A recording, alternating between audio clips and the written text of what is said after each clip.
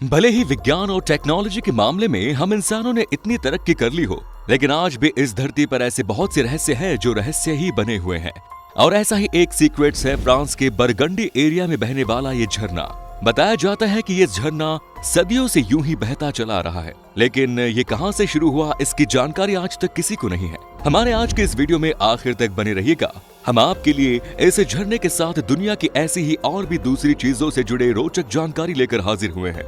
फोंसे डियोनी spring France में मौजूद ये झरना सदियों से यूं ही बहता चला रहा है। फ्रांस के बरगंडी स्टेट के टेनेरो शहर में मौजूद ये झरना एक सेकंड में 300 लीटर पानी बाहर फेंकता है। बारिश के मौसम में झरने से बाहर आने वाली पानी की क्वांटिटी 3000 लीटर पर सेकंड के रेट से गिरती है। इस शहर में बने एक गोल हौज से बाहर आने वाला ये पानी रोमन साम्राज्य के लोगों के पीने के लिए काम आता था। 17वीं शताब्दी में लोग इस पानी का इस्तेमाल नहाने के लिए भी करते हैं। 18वीं सदी से लोगों के मन में ये सवाल उठने लगा कि आखिर इस गोल हज की गहराई कितनी है, झरने में पानी कहां से आ रहा है, और इसका पता लगाने के प्रयास उसी समय से लगातार चल रहे हैं। ये और बात है कि तब से लेकर अब तक झरने का ये रहस्य एक रहस्य ही बना हुआ है। इस गोल हौज से बहने वाले झरने की गहराई की अंतिम सतह का पता लगाने के लिए कई बार इस हौज में गोताखोरों ने डुबकी लगाई, लेकिन उन्हें कुछ भी हासिल नहीं हुआ क्योंकि वो इसकी अंतिम गहराई का पता नहीं लगा पाए। इस झरने की गहराई का पता लगाने के लिए 17वीं सदी से ही प्रयास हो रहे हैं, लेकिन इसके बावजूद आज तक कोई इसके अंतिम छोर का पता नहीं लगा पाया। इस झरने के अंतिम छोर का पता लगाने के लिए जितने भी लोग जाते हैं, उनमें से ज्यादातर लोग मौत के मुंह में चले जाते हैं। यही वजह है कि ये एक खतरनाक जगह भी बन गई है। यहाँ रहने वाले लोगों का ये मानना है कि इस झरने में जो पानी आता है वो किसी दूसरी दुनिया से आता है और उस दुनिया में सांपों का बसेरा है। साल 1974 में 2 गोताखोरों ने इस झरने के अंतिम छोर का पता लगाने के लिए इसमें डुबकी लगाई, लेकिन इस झरने का रहस्य दुनिया को बताने के लिए वो इस झरने से कभी बाहर नहीं आए। उनकी वही मौत हो गई। एक जानकारी के मुताबिक साल 1996 में एक बार फिर एक गोताखोर ने इस झरने के अंतिम छोर का पता लगाने की कोशिश की, लेकिन वो भी इस झरने की गहराई में कहीं खोकर रह गया। दोबारा इस दुनिया को कुछ भी बताने के लिए वो बाहर नहीं आ सका। अभी कुछ सालों पहले एक गोताखोर ने एक बार फिर ऐसा प्रयास किया और वो झरने के अंतिम छोर का पता लगाने के लिए नीचे उतर गया, लेकिन उसे आधे रास्ते से ही वापस आना पड़ा। सबसे ज्यादा हैरानी की बात यह है कि सदियों से बहते आ रहे इस झरने में पानी की कभी कमी नहीं होती। अशोक का कुआं। आज के बिहार की राजधानी पटना को कभी पाटलिपुत्र के नाम से जाना जाता था और ये देश का सबसे प्रमुख शहर हुआ करता था, जहां से इस देश का शासन संचालित होता था। हम बात कर रहे हैं मौर्य काल की। भारत के सम्राट चंद्रगुप्त मौर्य के बाद अगर उनके वंश में किसी का नाम सर्वाधिक लिया जाता है तो वो है सम्राट अशोक। सम्राट अशोक के जमाने का एक कुआं आज भी मौजूद है। इस कुएं को आज से लगभग 20,000 साल पुराना बताया जा रहा है। ऐसा बताया जाता है कि इस कुएं का पानी न तो कभी खत्म होता है और न ही कभी ओवरफ्लो होता है। केवल गर्मी के सहारे इसका वाटर लेवल सामान्य से 1.5 फुट नीचे चला जाता है। फिर चाहे कितना भी सूखा पड़ जाए या फिर कितनी ही जबरदस्त बारिश क्यों न आ जाए, इस कुएं का वाटर लेवल लगभग एक सा बना रहता है। इस कुएं को अगम कुआं के नाम से भी जाना जाता है। कुएं के नजदीक ही माता शीतला देवी का मंदिर भी है। जो लोग इस मंदिर में आते हैं इस कुएं में भी चढ़ावा चढ़ाते हैं। हालांकि आज स्कूल के चारों तरफ जाली बना दी गई है और इसे पूरी तरह से कवर करके रख दिया गया है। इस कुएं में मौजूद पानी के बारे में लोग ये बताते हैं कि इस पानी के इस्तेमाल करने से लोगों के शरीर के कई रोग जैसे कुष्ठ रोग, चिकन पॉक्स दूर हो जाते हैं। इस पानी में नहा लेने से लोगों को स्वास्थ्य की दृष्टि से बहुत ही फायदा होता है। ऐसा बताया जाता है कि सम्राट अशोक ने राजा बनने के लिए अपने 99 भाइयों को जान से मार दिया था और उन सभी को मारकर सम्राट अशोक ने इसी कुएं में फेंका था। अशोक के बारे में कहा जाता है कि वो अपने दुश्मनों को भी मारकर इसी में फेंक दिया करता था। बहुत से लोगों ने इस कुएं की गहराई को नापने की भी कोशिश की, लेकिन कोई भी इसकी गहराई ठीक नहीं बता पाया। हालांकि पुरातत्व विभाग के अनुसार इस कुएं की गहराई लगभग 105 फीट है। लोगों का तो ये भी कहना है कि इस कुएं से एक ऐसा तहखाना जुड़ा हुआ है जिसमें सम्राट अशोक ने अपना खजाना छुपा कर रखा हुआ था और वो खजाना आज भी इस कुएं के भीतर मौजूद है।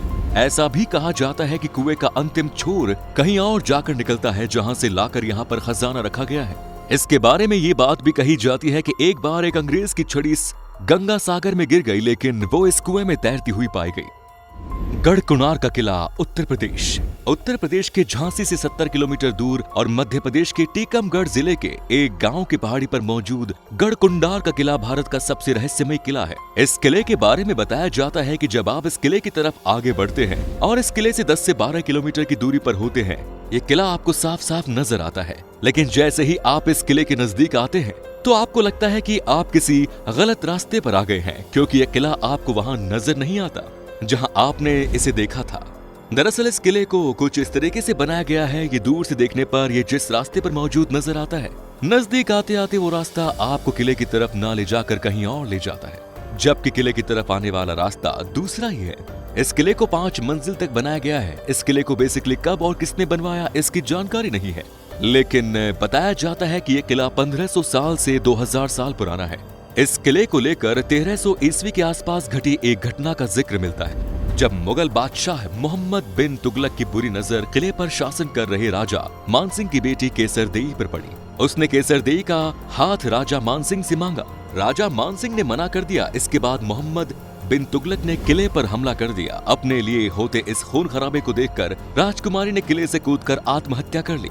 इस किले के बारे में स्थानीय लोग बताते हैं कि एक बार गांव में एक बारात आई थी, जहां बाराती इस किले में खजाना ढूंढने के लिए गए थे और उसके बाद से पूरी की पूरी बारात ही गायब हो गई। एक भी आदमी का पता नहीं चला। जिले की 3 मंजिलें जमीन के ऊपर बनाई गई हैं, जबकि 2 मंजिल जमीन के नीचे मौजूद है।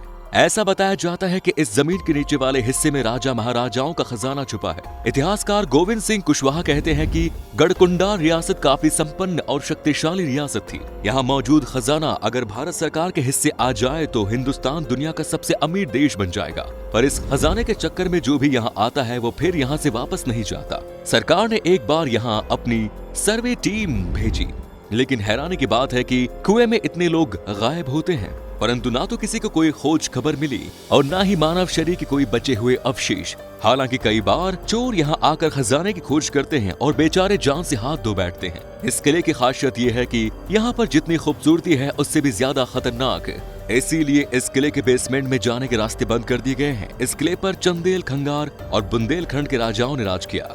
कलावती किला, महाराष्ट्र। यूं तो इस किले में रहस्य जैसा कुछ नजर नहीं आता, लेकिन जो नजर आता है वो बहुत ही खतरनाक और जान जोखिम में डालने वाला है।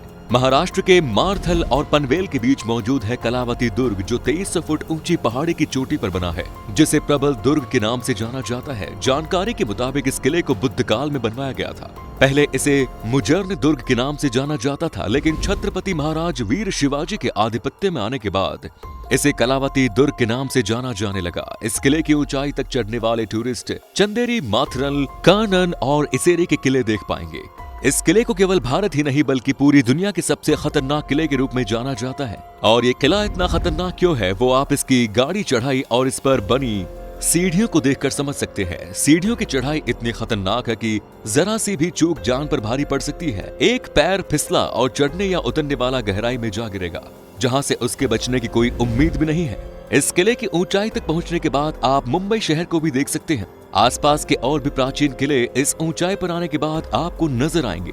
इस किले पर ठहरने की कोई जगह नहीं है, इसीलिए यहाँ आने वाले सूरज डूबने में समय रहते ही नीचे उतरकर वापस जाना चाहते हैं। यहाँ पर पर्यटक भी सुरक्षित नहीं है, क्योंकि जो सीढ़ियाँ बनी है उन पर पकड़ने के लिए ना तो कोई रेलिंग है और ना ही कोई दूसरा साधन। केवल पत्थर की खड़ी चढ़ाई पर ये सीढ़ियाँ बनी है। हमें यकीन है कि रहस्य और रोमांच से भरा ये वीडियो आपको पसंद आया होगा। वीडियो पर अपनी राय कमेंट्स में जरूर दें। जय हिंद, जय भारत, वंदे मातरम।